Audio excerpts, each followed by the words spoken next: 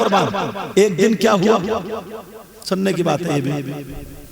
فجر کے بعد, فجر کی نماز کے بعد جب نبی نکلے تو صحابہ بھی ساتھ میں, جیسے کوئی پیر ہو اچھا ساتھ چلتے نہیں چلتے, تو جنگل کی طرف کو تھوڑا گئے تو 100 بھیڑیے اکٹھے ہوئے بیٹھے.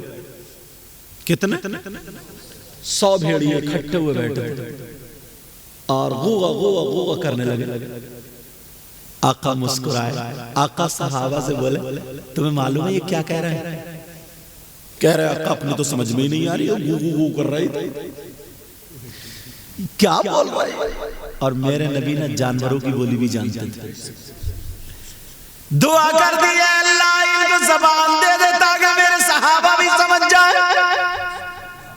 بھئی اگر ایسے ہی نبی بتاتے تو جو ایمان لاتا وہ تو مان لیتا, جو ایمان نہیں لاتا کیا تو سکتا اپنی طرف سے کہتے ہو, ایسا بھی تو ہو سکتا. نبی نے دعا فرما دی اللہ ان کو ہماری زبان دے دے تاکہ یہ میرے غلام بھی سن لے. جیسے ہی ان کو زبان دی تو وہ کہنے لگے الصلاۃ والسلام علیک یا رسول اللہ. اے ہم 100 بھیڑیے آپ کی بارگاہ میں فریاد لے کے آئے ہیں,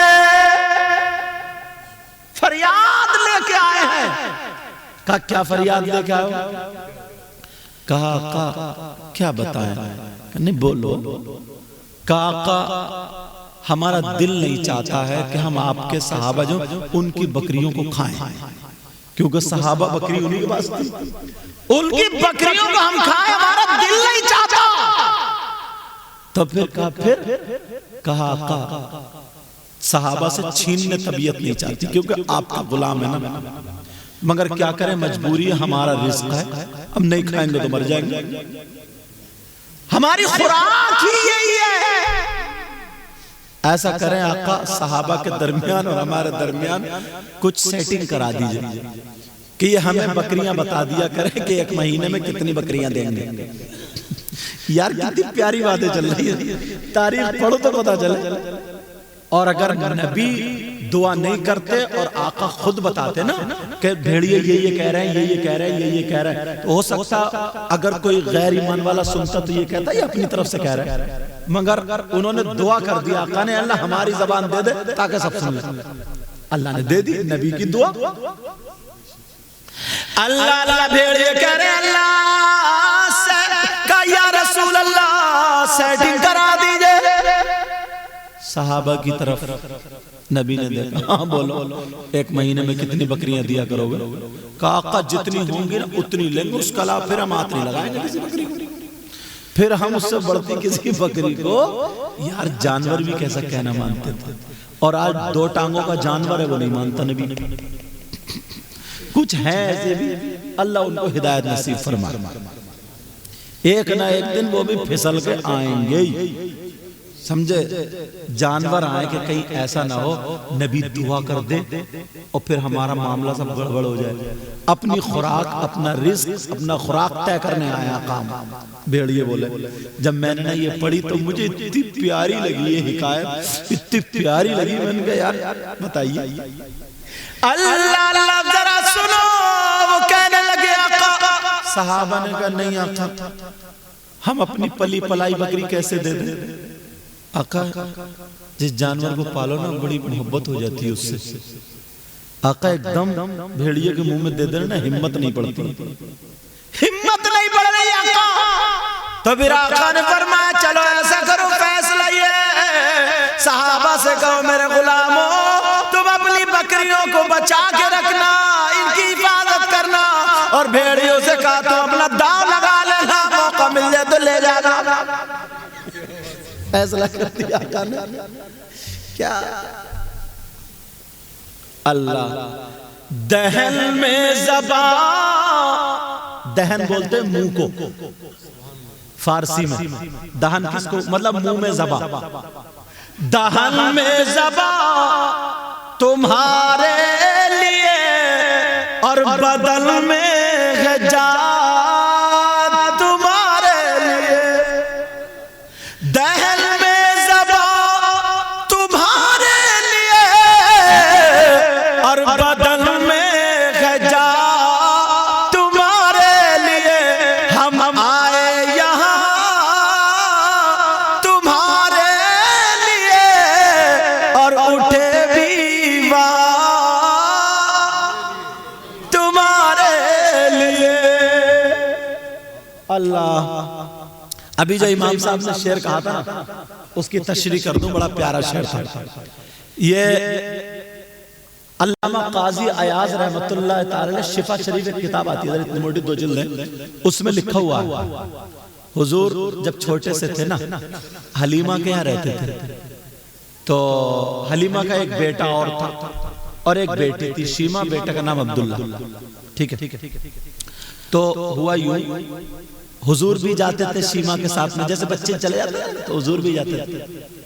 تو جتنے جانور تھے نا، شیر وغیرہ، تو جھاڑیوں میں سے چھپ چھپ کے حضور کا دیدار کرتے تھے، حضور کا دیدار کرتے تھے چھپ چھپ کے۔